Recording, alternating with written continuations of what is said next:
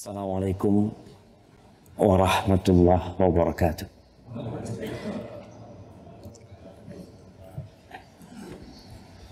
Alhamdulillah. Allahumma ma asbaha bina min ni'mah aw bi ahadin min khalqika fa minka wahdaka la syarika lak wa lakal hamdu wa lakas syukr. Ya Allah, tidak ada satu pun nikmat yang dirasakan oleh kami atau dirasakan oleh makhluk-makhlukmu, melainkan itu nikmat adalah anugerah dan pemberianmu. Maka bagimu ya Allah segala syukur dan segala pujian. Allahumma salli wa sallim ala sayyidina wa maulana Muhammadin wa ala alihi wa ashabihi ajma'in. Ya Allah, semoga salawat dan salam senantiasa Engkau curahkan untuk hamba kekasih, untuk baginda Nabi kita Muhammad alaihi salatu wassalam, yang telah memberikan contoh indah buat kita, yang telah berjuang sampai titik darah penghabisan demi sampainya agama Allah ini kepada seluruh umat manusia. Semoga salat itu bersambung untuk keluarga beliau, untuk istri-istri beliau, untuk putra-putri beliau, dan untuk seluruh sahabat Nabi. Semoga Allah meridai kita bersama mereka. Amma ba'd. Jamaah rahimakumullah.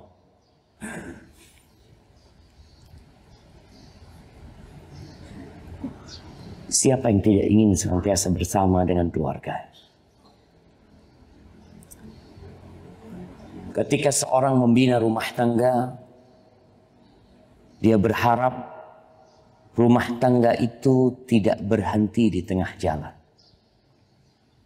Dia berharap rumah tangga itu tidak berhenti dengan kematian. Tapi dia berharap rumah tangga itu bisa berlanjut, bersambung sampai kehidupan yang baru nantinya di surga Allah Azza wa Jalla.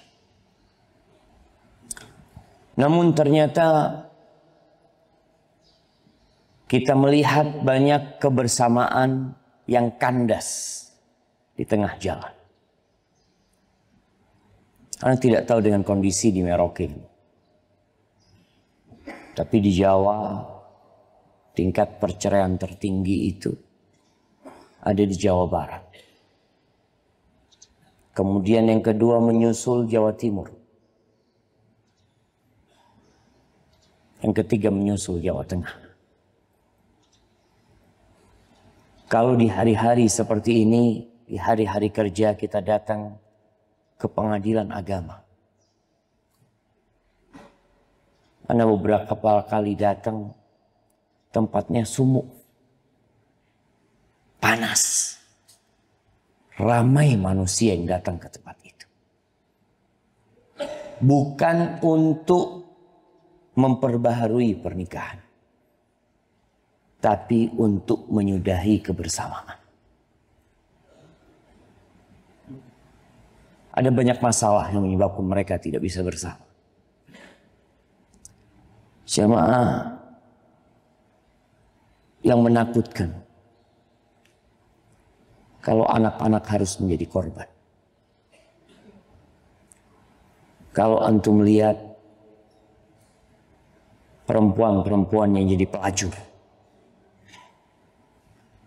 lelaki-lelaki yang jadi begal, jadi perampok, narkoba.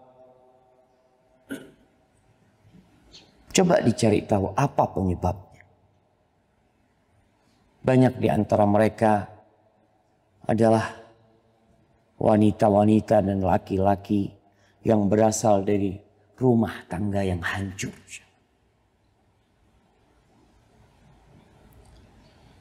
Suami tidak peduli dengan anaknya karena merasa anaknya sudah ikut ibu. Sang ibu juga tidak peduli dengan anaknya karena dia berpikir dia harus bekerja, berusaha untuk memberikan nafkah kepada anak. Ada hal yang menyebabkan kita harus menangis kadang-kala. Negeri Indonesia yang terbentang dari Sabang sampai Merauke, yang memiliki berapa provinsi sekarang?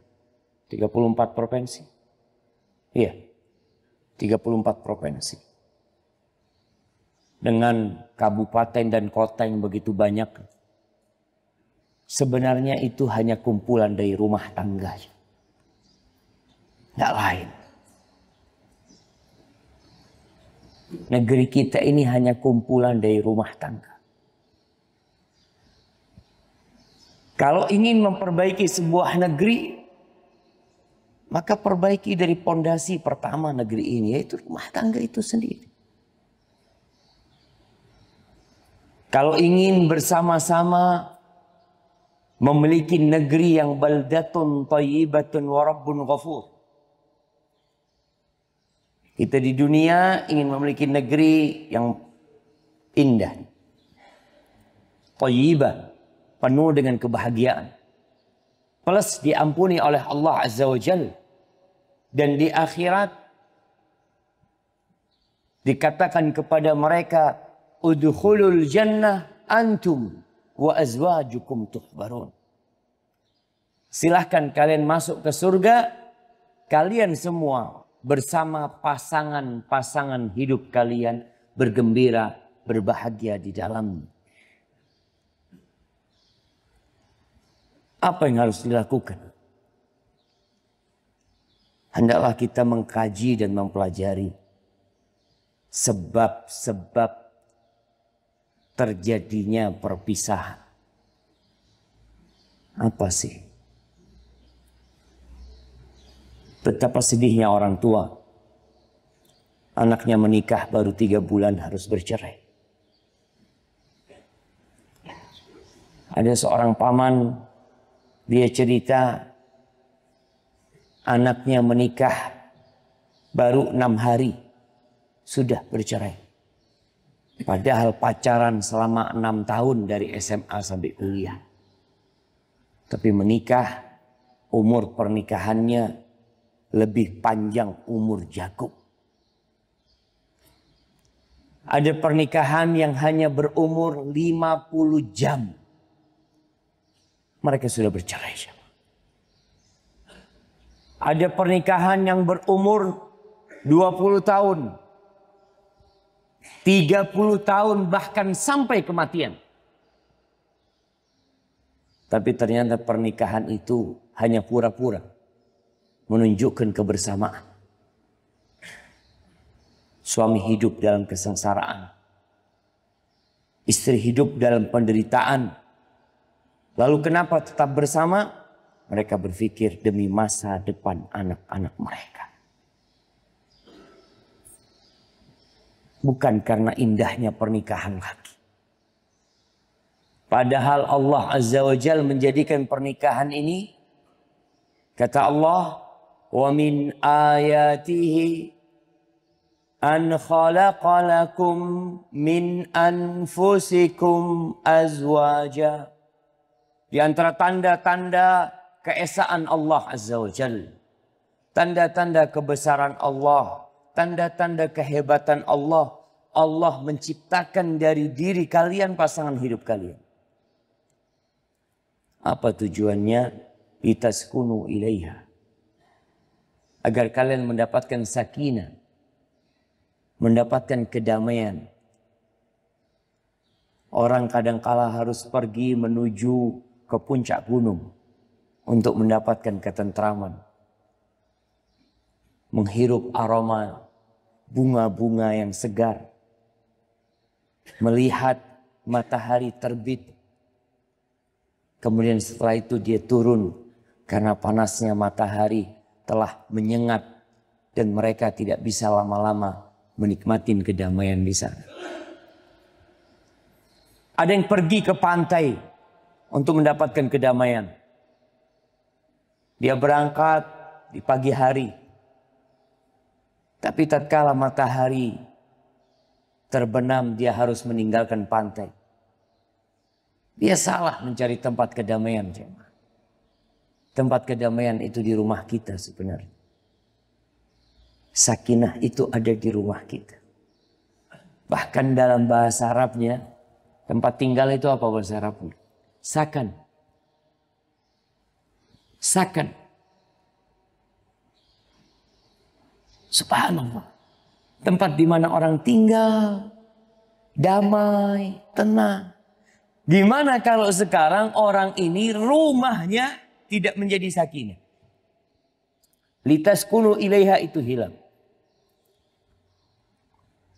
Wa ja'ala bainakum mawaddatan wa rahmah.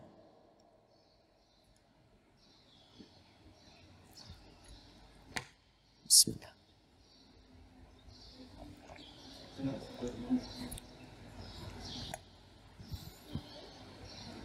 Dan Allah menjadikan di antara kalian cinta dan kasih sayang.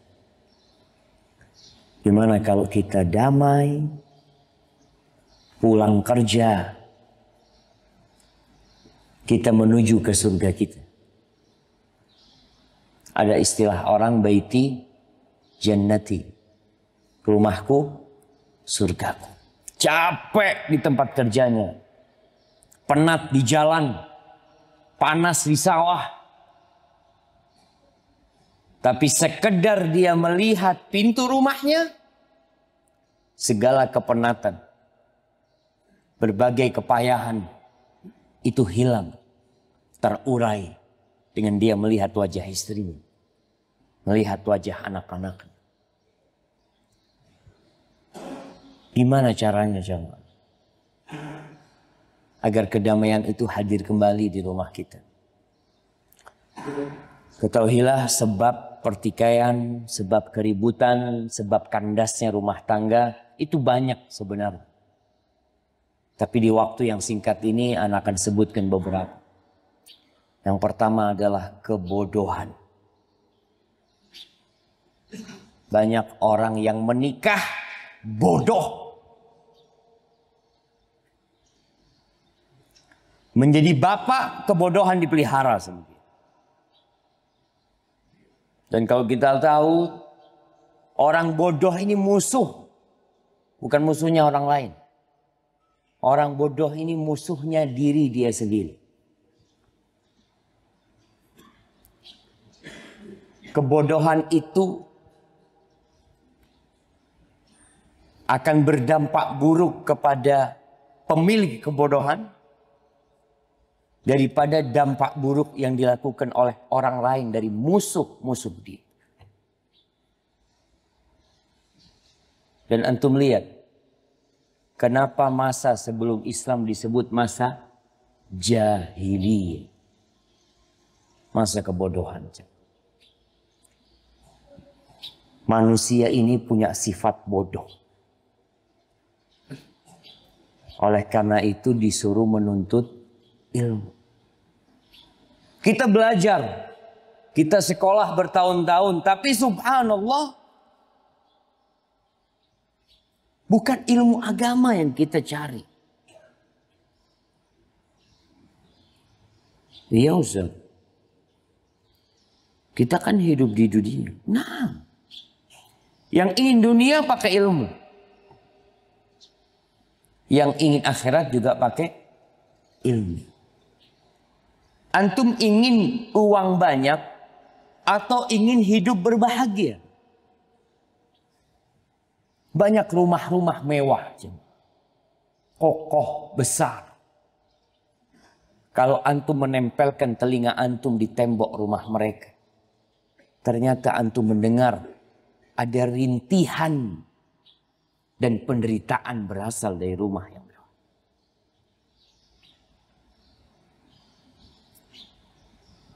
Supaya kita sadar, kalau antum belajar di SD 6 tahun, belajar cari dunia, belajar agama cuma 2 jam atau 3 jam.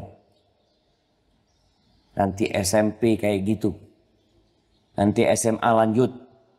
Kuliah. Meninggalkan kampung halamannya. Berangkat ke Jakarta. Ambil kedokteran, paman. Atau ambil ilmu dunia lainnya. Di sana apakah dia akan belajar agamanya? Berapa jam dia belajar agama? 1 semester, 2 SKS. Kalau ada. Katanya kita harus seimbang dunia akhirat. Bohong. Kita membohongi diri kita sendiri. Mana keseimbangan itu? Oh, jangan terlalu berlebih-lebihan dalam beragama. Iya, betul. Allah mengatakan la taghlu fi dinikum ghairal haq. Enggak boleh berlebih-lebihan dalam beragama. Juga enggak boleh berlebih-lebihan dalam dunia. Sama enggak boleh berlebih-lebihan. Antum tahu penghuni neraka itu. Apa sih yang menyebabkan mereka masuk neraka? Kebodohan. Makanya Allah sebutkan di surat Al-Mulk ayat 10. Apa kata penghuni neraka? Mereka mengatakan wa qalu law kunna nasma' au na'qil ma kunna fi ashabis sa'ir. Penghuni neraka mengatakan, andai kata kita mau mendengar dan mau memikirkan, niscaya kita nggak akan jadi penghuni neraka. Tapi kita nggak mau dengerin. Jarang kita datang kajian untuk memahami apa sih kewajiban kita sebagai seorang suami. Nggak belajar. Hak-hak dan kewajiban. Apa sih kewajiban bapak kepada anak-anaknya kalau sudah bercerai? Bagaimana sih perceraian itu terjadi? Wallahi ada rumah tangga yang bertahan. Istrinya mengatakan, suami saya sudah menceraikan saya 10 kali. Lebih 3 kali. Padahal kata Allah Azza wa Jal, at-talaqu marratan. Fa'imsakun bima'ruf atau tasrihun bi'ihsan. Cerai yang boleh rujuk itu cuma 2 kali. Ada ucapan-ucapan yang tidak boleh dikeluarkan suami. Kalau dia katakan, maka jatuh cerai. Belajar ilmu. Istri pun seperti itu. Banyak wanita yang menikah dengan modal kecantikan belaka. Ilmu, iya. Dia mungkin sarjana. Ilmu apa? Tapi dia nggak pernah mengkaji, mempelajari, mendalami bagaimana menjadi seorang istri yang diridhai oleh Allah Azza wa Jalla. Di mana kuliahnya? Di mana sekolahnya? Di mana ngajinya? Tunjukkan. Suami melamar istrinya dengan ijazah sarjana ekonomi. Istri menerima suaminya, dia memiliki ijazah sarjana mungkin ekonomi juga. Emangnya rumah tangga ini urusannya fulus aja? Wallahi jamaah. Ekonomi itu satu ilmu. Satu ilmu. Dari sekian ilmu yang diperlukan oleh seorang istri dan seorang suami. Ahibati fillah. Allah mengatakan. Nih kalau ilmu tentang pernikahan. Banyak Allah sebutkan dalam Al-Quran Al-Karim. Di surah Al-Baqarah. Allah ceritakan. Di surah An-Nisa. Allah uraikan. Di surat At-Talaq. Allah kembali jelaskan. Di dalam Al-Quran ada sebuah surat keputusan Allah Azza wa Jal yang Allah turunkan. Namanya surat perceraian. Apakah kita sudah membacanya? mengkajinya sebelum menikah. Banyak di antara umat Islam, sekali lagi, yang ilmunya itu hanya tentang dunia. Itu kata Allah. Ya'lamuna zahiran minal hayatid dunya wa hum 'anil akhirah hum ghafil. Mereka punya ilmu. Allah sebutkan walakinna aktsaran nasi la ya'lamun. Kebanyakan manusia enggak punya ilmu. Tapi Allah katakan enggak punya ilmu itu ya'lamuna zahiran minal hayatid dunya. Mereka punya ilmu tentang yang zahir dari kehidupan dunia. Mau berapa lama hidup di dunia? Antum bangun rumah bagus-bagus, berapa tahun mau hidup di dunia? 100 tahun? 200 tahun? Enggak. 60 tahun, 70 tahun mati gitu. Banyak orang itu tahu tentang kehidupan dunia.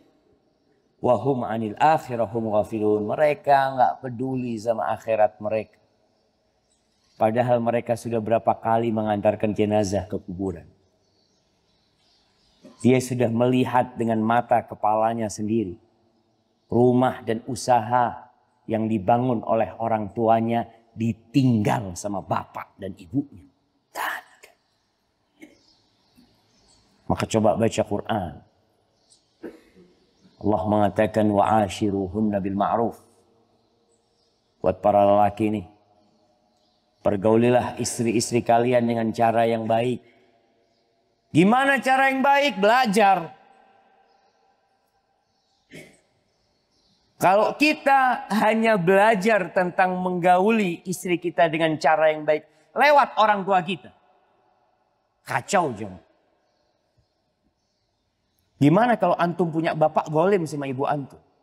Apakah antum akan mengulangi kezaliman itu kepada istri antum? Ada seorang wanita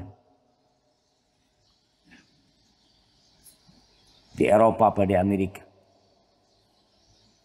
Dia umurnya sekarang 65 tahun. 65 tahun. 60 lebih lah ya. Tapi dia sudah jadi laki. 20 tahun yang lalu dia itu operasi untuk jadi laki-laki. Dan dia sekarang dalam kondisi menderita, menyesal. Karena itu sebuah keputusan yang salah yang dia pilih. Dia hanya berpikir dulu ketika dia kecil dia sempat diperkosa oleh bapak tirinya. Dia berpikir kalau dia menjadi laki-laki dia tidak akan bisa diperkosa. Tapi dia katakan itu keputusan yang salah. Tidak harusnya seorang mengganti status dan kelamin dia. Ada rumah tangga yang hancur. Kalau modal antum menikah hanya ilmu yang ada di rumah. Sebagian wanita nggak mau menikah. Ada perempuan umur 40 tahun telepon ana mengatakan, Ustaz ana nggak kepingin nikah. Kenapa? Karena ana melihat bapak ana zalim sama ibu ana. Ana takut punya suami seperti itu. Kita ini yang ada di masjid ini kayaknya tenang-tenang, damai-damai aja. Yang tahu antum orang baik dan buruk itu bukan yang duduk di masjid. Bukan. Yang tahu antum orang baik dan buruk itu istri antum. Istri. Kalau orang sudah dikasih rekomendasi oleh istrinya, selesai. Atau pembantunya, selesai.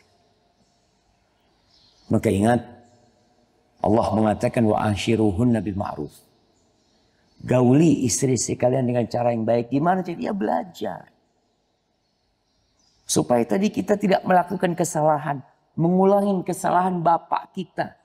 Mendolimin ibu kita. Orang tua tuh peduli banget sama sekolah anaknya. Tapi bukan urusan agama. Anaknya jam 7 berangkat sekolah. Salat subuh kadang-kadang gak salat. Gak peduli. Kemudian berkaitan dengan bagaimana melihat pasangan hidup kita. Ini buat perempuan juga. Rasul sallallahu alaihi wasallam mengatakan la yafraq mu'minun mu'minah.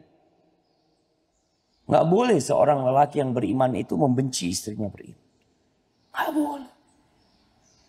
In kariha minha khuluqan radiya minha akhar. Kalau ada akhlak dan perilaku istrinya yang tidak dia sukai, ya wajar, dia manusia biasa. Ini ilmu. Engkau itu menikahin wanita yang penuh dengan kekurangan.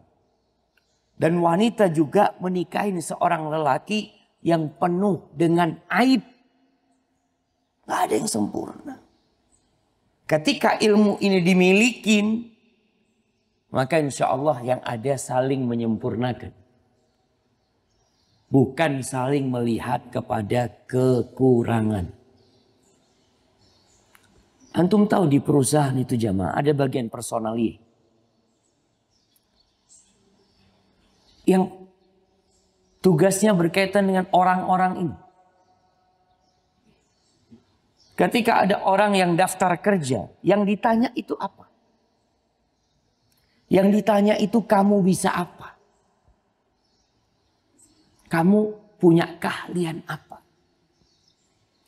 Tidak ditanya kekurangannya. Gak ada orang kerja ditanya, kamu kekurangan kamu apa? Ada. Banyak kekurangannya kalau mau diceritakan. Tapi yang diperlukan perusahaan adalah keahlian dia. Maka di sini Rasul SAW subhanallah memberikan sebuah konsep dalam rumah tangga untuk melihat kepada kelebihan dan bukan kepada kekurangan. Ini ilmu. Kalau kita punya ini, Masya Allah. Kita udah nikahin istri kita, sejak menikah, kita melihat kepada kelebihannya.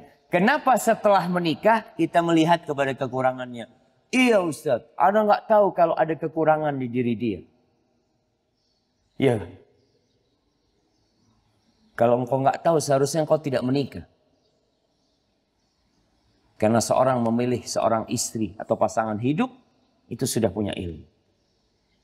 Perempuan itu kata Nabi alaihi salatu wassalam, khuliqatil mar'atu min dila.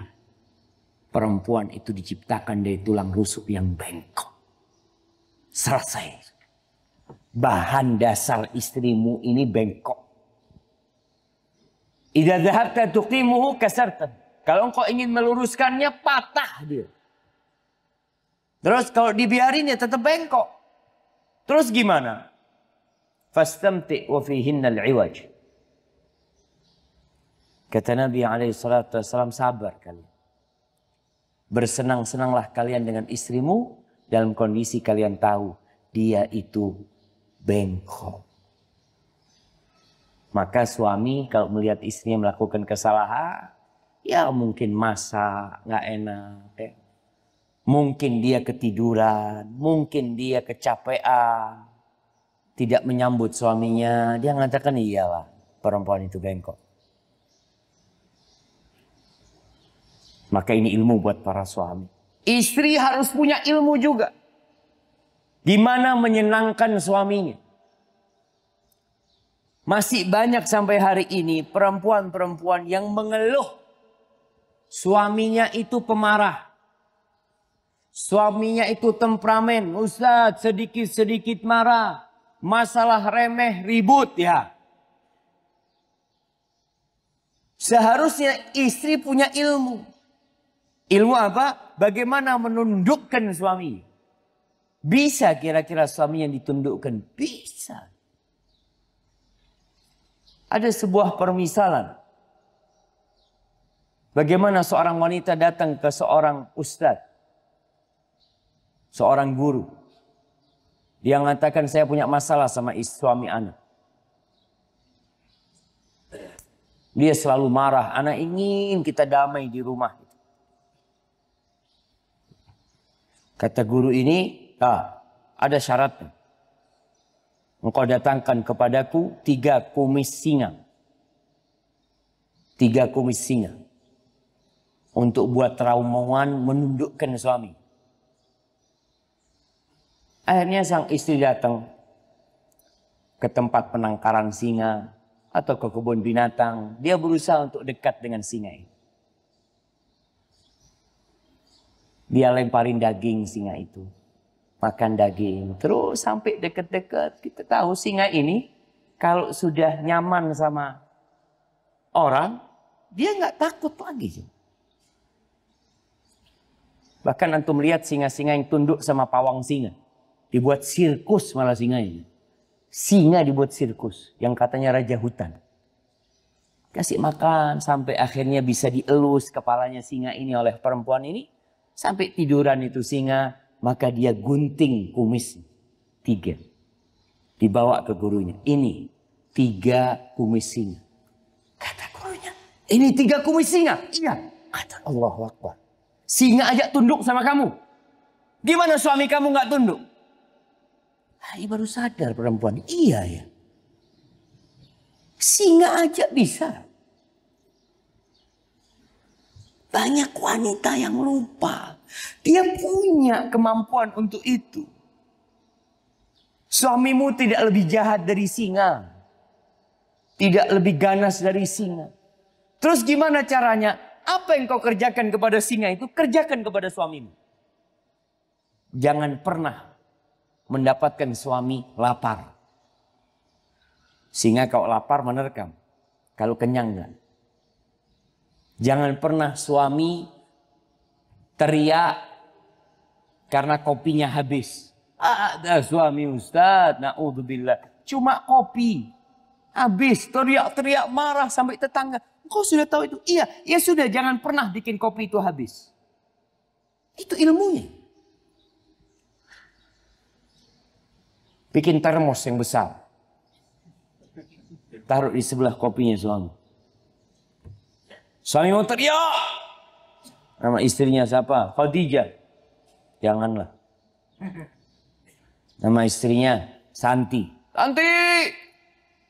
Mana kopi? Itu bang. Oh iya. Nggak jadi marah dia. Langsung dia tuang sendiri. Artinya kita harus tahu. Perempuan harus tahu. Apa sih yang menyebabkan suaminya marah? Ini ilmu. Tapi kalau engkau membandingkan suamimu dengan suami orang yang lain, nggak boleh. Suaminya fulan, masya Allah Ustaz. Kopinya habis, ininya habis, nggak pernah marah. Bikin sendiri. Iya, engkau kenapa tidak menikah sama dia? Udah suamimu yang ada di rumahmu ini. Yang engkau tahu sikap, karakter, dan akhlak. Itu sudah modal utama untuk memiliki sakinah dalam rumah tersebut. Jangan pernah bikin suami marah. Taati dan patuh sama suami. Yang kata Nabi SAW, suami itu surgamu atau nerakamu. Banyak wanita yang masih nggak nurut sama suaminya. Suaminya ngomong, Dek, udahlah berhenti kerja urusin anak-anak. Biar aku yang kerja. Oh enggak, ini itu. Udah. Berarti engkau membuat surgamu jadi neraka. Karena ketidaktaatan pasangan hidup kepada pasangannya. Itu menjadi pemicu pertikaian dan perceraian nanti. Yang kedua, kelemahan iman. Orang nanti akan dikumpulkan di surga bersama keluarganya itu. Karena mereka sama-sama beriman. Allah mengatakan, walladzina amanu wattaba'athum dzurriyyatuhum biiman alhaqna bihim dzurriyyatahum wa ma alatnahum min amalihim min syai'. Orang-orang yang beriman diikutin oleh anak keturunannya yang beriman, maka akan dikumpulin sama Allah dalam surga. Subhanallah. Ilmu saja tidak cukup. Perlu iman. Iman ini adalah motor penggerak amal. Makanya Allah selalu ketika berbicara iman, setelahnya Allah mengatakan wa amilus shalihat. Walladzina amanu wa amilus shalihat. Karena motor yang menggerakkan adalah iman. Kenapa banyak orang-orang berilmu tapi kacau juga rumah tangganya? karena lemahnya keimanan. Para ulama menjelaskan kesempurnaan seseorang itu dua.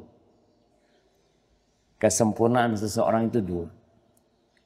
Yang pertama, ilmun yubassiruhu wa yahdi.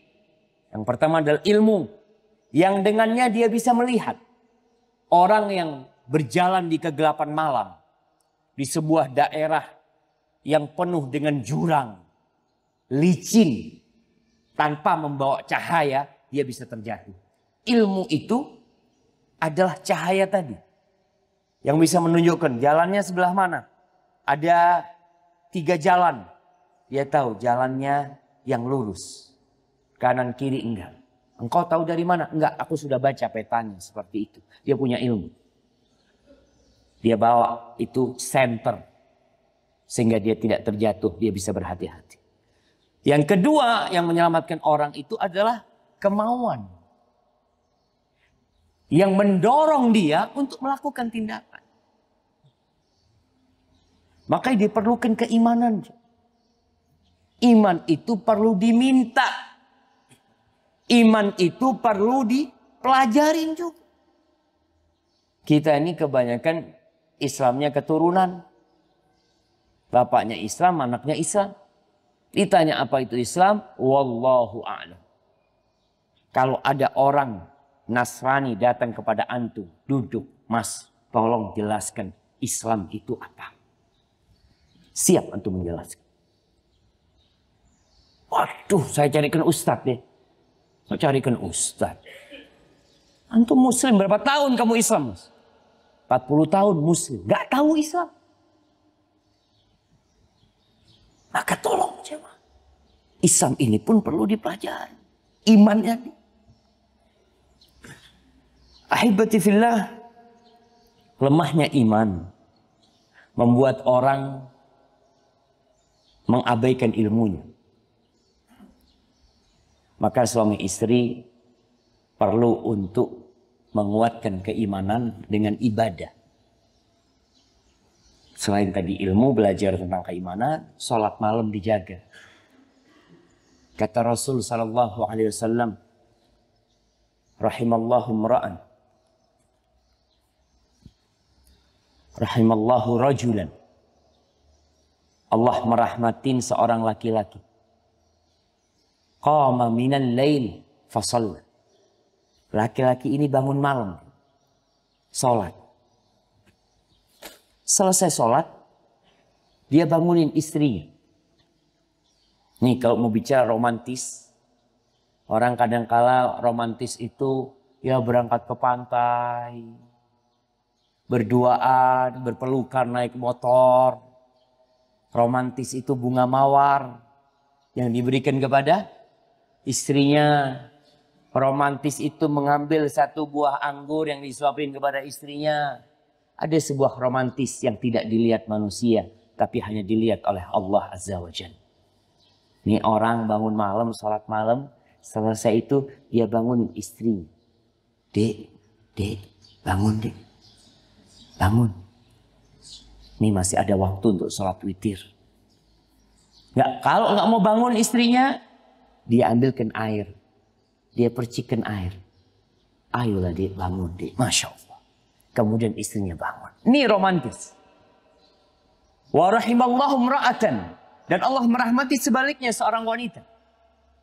Wanita ini bangun malam, sholat. Selesai sholat, dia datang kepada suaminya. Dia bangunkan suaminya. Mungkin dia kecup suaminya. Dia bisikin suaminya. Gak mau bangun suaminya, mungkin dia ambilkan air, dia usapin suaminya. Atau dia bikinin kopi suaminya. Kasih, bang. Ayolah bang. Ini waktu mustajabnya doa. Kita punya banyak masalah. Mudah-mudahan Allah bantu masalah kita. Allahu Akbar. Ketika ini terjadi dalam rumah tangga kita, Masya Allah. Masalah apa yang akan dihadapi tatkala kita dekat dengan Allah Rabbul Alamin? Maka tolong keimanan ini dikuatkan dengan melaksanakan perintah-perintah Allah Azza wa Jalla. Puasa sunnah, ya. Ngaji bareng di rumah, tadarus. Banyak kan suami-suami sudah mungkin sibuk kerja yang dia pikir hanya tugasku cari uang. Bukan cari uang doang.